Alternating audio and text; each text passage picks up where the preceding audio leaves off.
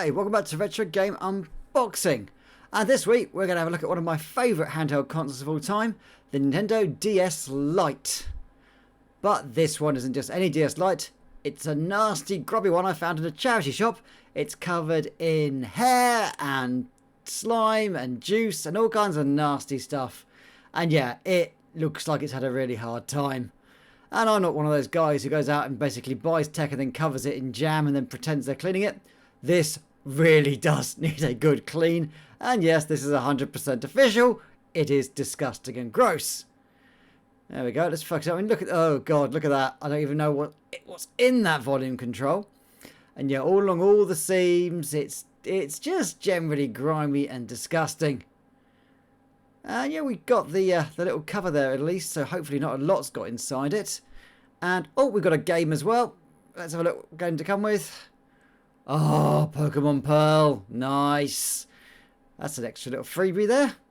And yeah, I paid 20 quid for this. So, I mean, it's flashing green, which means it's running out of batteries, but it is actually alive.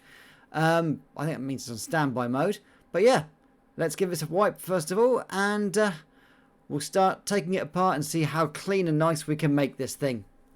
Let's start off with the power cable though, because that's the easiest thing to clean. Just a nice wet wipe all the way down it. Giving it a firm grip to make sure that we get all the grime off the cable.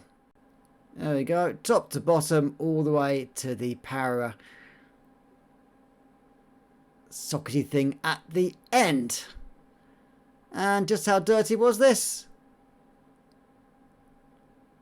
It was that dirty. Oh my god, that just looks horrible. So yeah, they're going to get this thing lovely and clean. Try not to get too much moisture on it because I want it actually soaking into the power adapter. We just want to basically get it nice and clean and get all the grunge away from it. Yeah, trying to get any on the ends because that's where the power actually goes through. So we're just going to clean it up nicely without getting it too soaking wet. And then we're going to use a bit of kitchen towel to get rid of any of the excess moisture which has been left behind. And also to just wipe off any gross sort of dirty water which is gathered on it while we've been wiping it with wet wipes. There we go. That's much, much nicer. Just wheel this up and then we will move on to the console itself. And there we go. That is the charger all nice and clean. And with the outside of the DS looking a little bit nicer, let's have a look and see what it looks like on the inside. And yeah, it's just as disgusting as the outside. There's fingerprints, there's gamer juice. Screen seems to work fine though. I mean, there's not a lot of power left in it, but not reading the game. So let's shut that down and see if we can't restart this and see if we can get it to pick up the copy of Pokemon I've got in there. I mean, it actually looks fairly good considering. I mean, there's no actual damage, there's no scratch or anything. It's just very, very yuck. So hopefully once I've got this cleaned off, it should turn out nice and new looking. Right, let's give this thing a quick go over first. We've already given it a wipe with some baby wipes, but now we're going to get in all the little edges and creases. I mean, I'm going to open this up in a minute and give it a full inside and out clean, but let's give it a little cursory wipe down first, just to make sure we've got rid of any sort of excess stuff which I can get rid of fairly easily. And then a bit of kitchen towel to get rid of any excess moisture, same as we did with the power charger. There we go. And yeah, that's looking better already.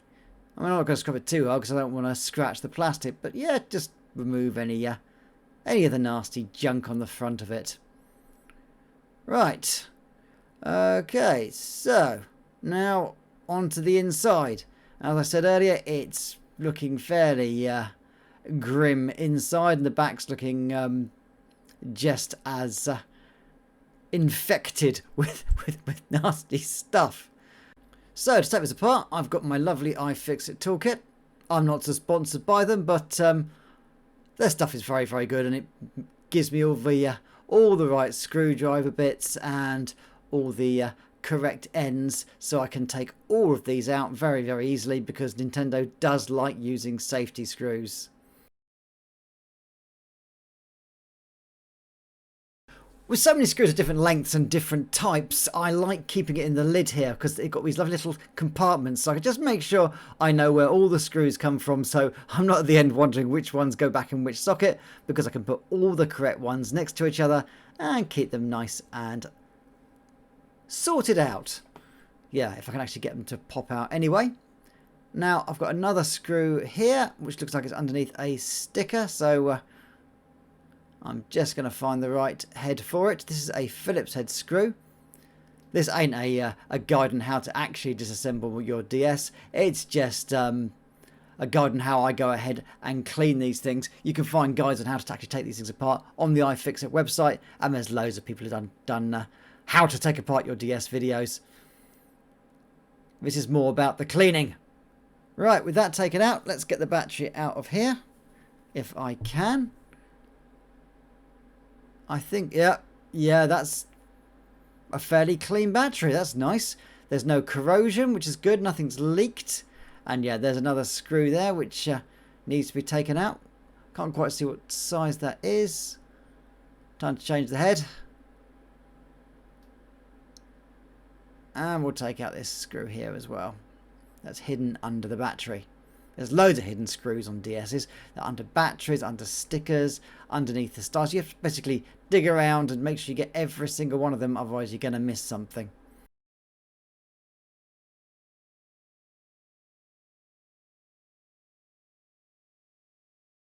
And with the visible screws removed, you then have to take these little rubber feet off the back, because there's 2 more screws hidden under those as well. Because why wouldn't there be? Just get your fingers under there. Give them a peel and try and make sure the sticky stuff doesn't come off too badly, and then you'll be able to reset them on there later on. Make sure you've got the right head on your screwdriver, and they'll just come out as normal. Yep, got to change the head again. Now the eagle-eyed among you will notice there's another screw there just where I took out the cartridge. I haven't noticed this yet, but I will do it in a minute, and then yeah, we'll have to remove that as well. So yeah, put that in a separate compartment there, because these are slightly shorter than the other screws. And yeah, it looks like there's a little bit of film here for some reason, which I can just take out. Oh, I don't even know what that is. Ugh. There we go. And with that out, there's one final screw to be removed. And that is the one where you insert the cartridge. Just remove that last one there, and then we should be able to just pop the bottom off fairly easily. In fact, you can see it's already starting to come away. And oh, just look at that line of filth all the way around the seam. Yeah, we're definitely going to have to give this a lovely scrub. Now, very, very carefully, so you're not breaking or tearing the plastic. Just slowly remove it, go around each little bit, and just work your way around until you can separate the bottom from the top. Nearly there. There we go. And with those 2 parts separated, we can see what we've got to work with on here. And yeah, it's all fairly clean inside. Nothing appears to have actually got all the way into it. It's just some dirt on the outside of the case, and loads of dirt in all the seams. So yeah, we're going to take all of this out, including the buttons here. So you've got the slider for the power and the slider for the volume. And actually, yeah, you can see that some dirt has actually got in, so we might need to give this a nice wash. And yeah, there's the shoulder buttons here. They just clip in there with the springs. So yeah, we're going to have to put those back in later on. But we're not going to bother with that until we've got this cleaned. So let's get all this stuff out the way. And we're going to start with a Q-tip, or like a cotton bud as we call it in the UK. Gonna just work our way around the edge and clean what we can off it. I put a little bit of isopropyl alcohol on the cotton bud, and we can just use that for just working our way all the way around the seams and removing all of the nasty material which has got in there. And yeah, this thing has been played for a long time. So yeah, lots and lots of finger juice and snacks and all kinds of nasty stuff has probably been ground into the seams and just sat there to fester. Yeah, technology can be really gross if it's left uncleaned. And yeah, just moving my way around here and just getting in there with the isopropyl soaked Q-tip and just removing the worst. We're going to go over it again in a minute, but this is just like first go round to get rid of the really major stuff. And yeah, then we're going to move on to the seam on the top part. As you can see, it's got a lot of stuff clinging onto it there for dear life.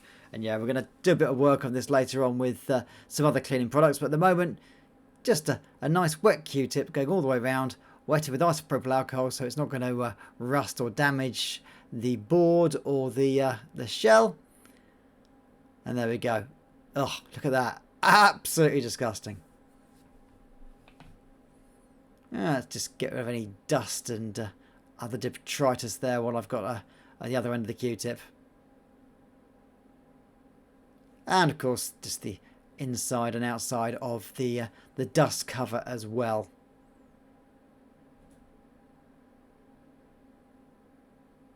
Yeah, that's going to need a good clean later on.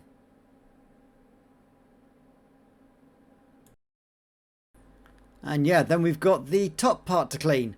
And yeah, once again, Q-tip dipped with isopropyl alcohol and just work your way all along the seams. And we're going to basically get all of this stuff out of there and get this beautifully cleaned up.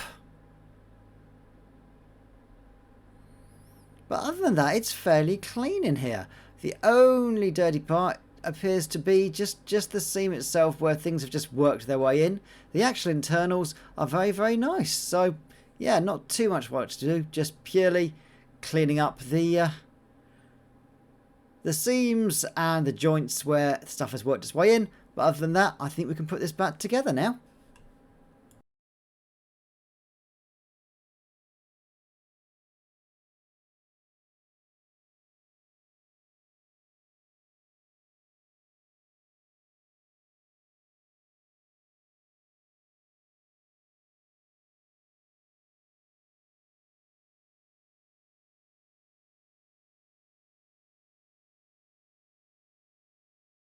And with most of that assembled, we're going to give the battery cover screw a quick go with isopropyl alcohol, because there is a little bit of corrosion on there and we don't want that spreading into the rest of the console. And we're just going to clean up the edges as well, because yeah, that's got some nasty stuff which has got in there as well. So give that a quick clean again with isopropyl alcohol on a Q-tip and just get rid of all of that nasty crud which is clinging on for dear life.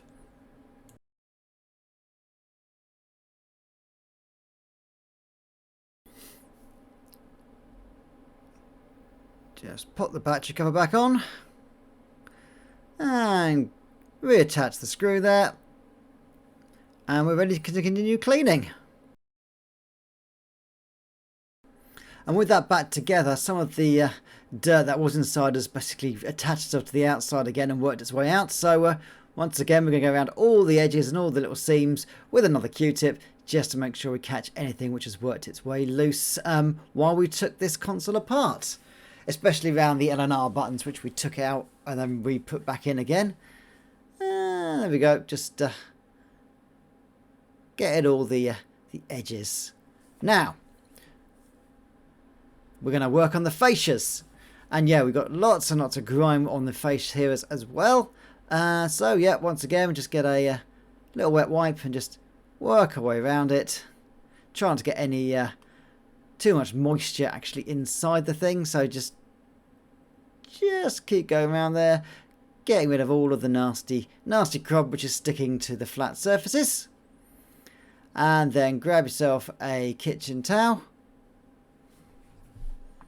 and then go over it and remove any excess moisture so it doesn't sort of soak in or get inside of the buttons.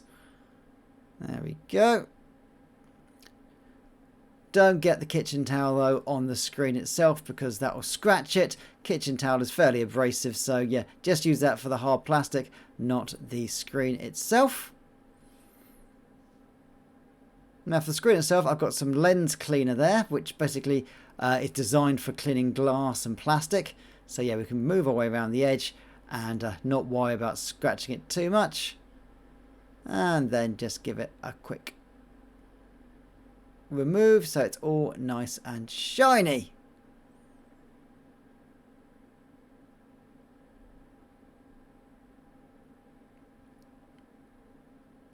And with the bottom screen done, let's move on to the top screen. That's it. Trying to get too much liquid or any liquid into the speakers. So yeah, work your way around them. Don't actually go over the speaker grills themselves because they'll suck in the water. You can give those a wipe later with a dry towel, and that should remove any dirt or grime. And then, yep, remove the excess liquid with some more kitchen towel.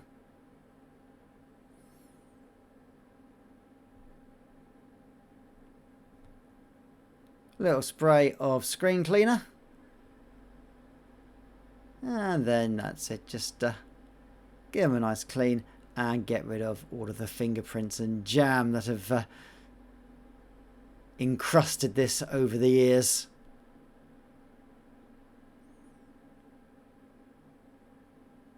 And with the worst of that gone, you can now get a soft cloth and just remove any smears and any further fingerprints which the spray didn't remove, and get these screens lovely and shiny again and fingerprint and gunge free.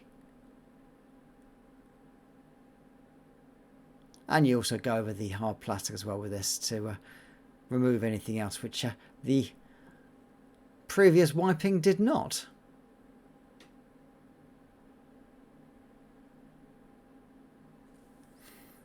And then we're just going to get in the earphone socket. I've already cleaned these when I took it apart, but just want to make sure there's nothing nasty left inside it, which I've missed when I was cleaning the shell from the inside earlier.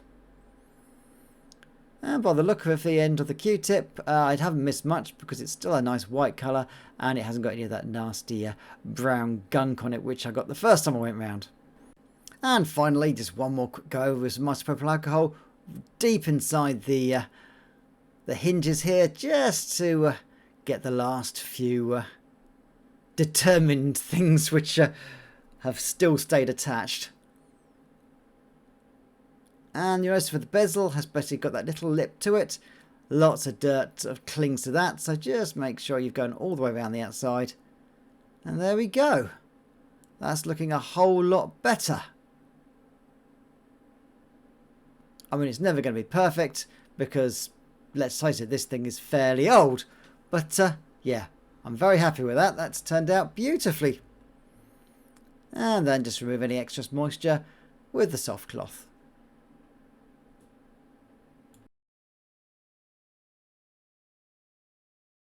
And with that done, I've just got one more little bit that I want to ensure is clean, and that is the socket where you put the DS stylus, as that is somewhere where basically all the nasty stuff that you've got from your fingers onto the stylus then gets deposited, because that's where you insert it afterwards when you finished using it. And let's face it, who clean their stylus before they put it away? Not many people. So yeah, you get a lovely build up of fudge in there. So yeah, nice Q-tip covered with isopropyl alcohol again, and then a quick go around the switches as well, and then we are pretty much done.